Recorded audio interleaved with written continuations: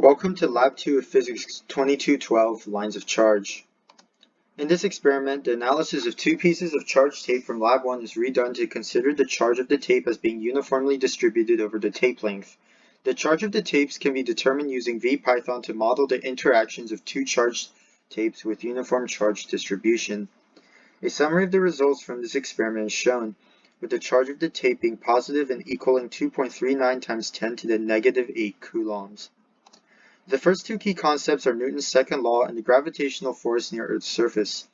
Newton's second law states that the net force on an object is equal to the change in momentum of the object over time. The gravitational force near Earth's surface is equal to the mass of the object multiplied by the gravitational constant and is pointing in the negative y direction.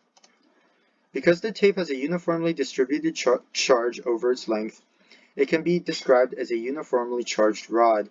The electric field of a uniformly charged rod at an observation point perpendicular to the rod and at the midline of the rod is similar to the electric field of a point charge, except that the length of the rod must be considered. In this lab, this equation is used as a preliminary estimator for the electric field of the tape. The electric force is also an important concept.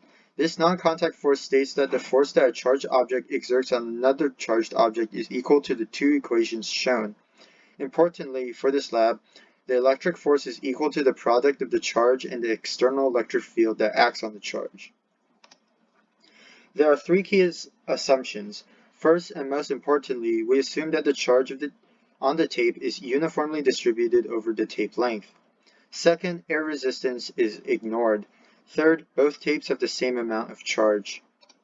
Here's the procedure for creating the two charged U-tapes from Lab 1. Here are the main observations from the U-tape interactions. Importantly, the charge of the U-tape was determined to be positive because it was attracted to a negatively charged plastic object.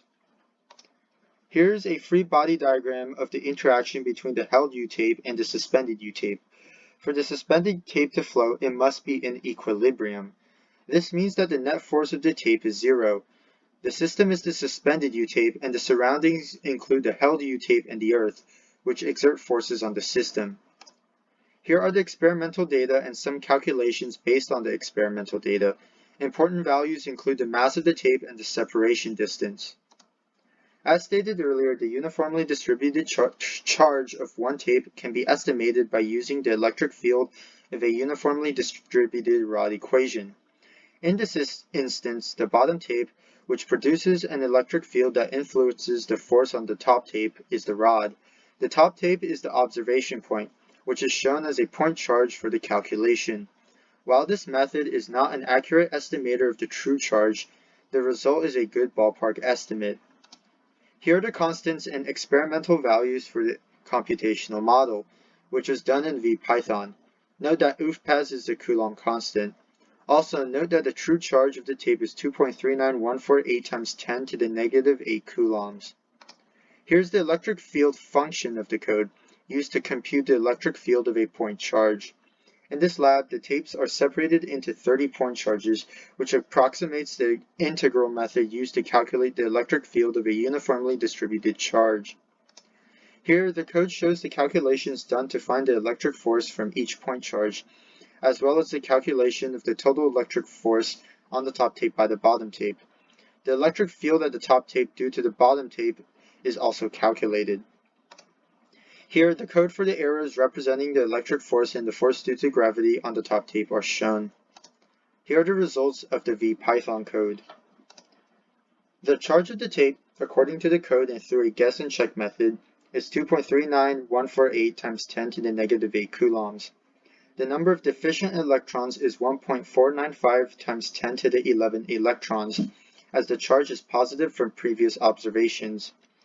Possible sources of error include inaccurate measurements of the tape length, tape width, and separation distance, the held U-tape not being parallel to the suspended U-tape, and rounding in the calculations. The point charge model and line charge model produce charge values that differ by a factor of 2.15, with the line charge model having a larger charge value. These estimates differ due to different considerations. The point charge model considers the tape as a point charge, while the line charge model considers the tape as having a charge uniformly distributed over its length. The line charge model is closer to the real charge value because this model is a better representation of how the charges on the tape are distributed, uniformly distributed over the tape length, rather than a point charge.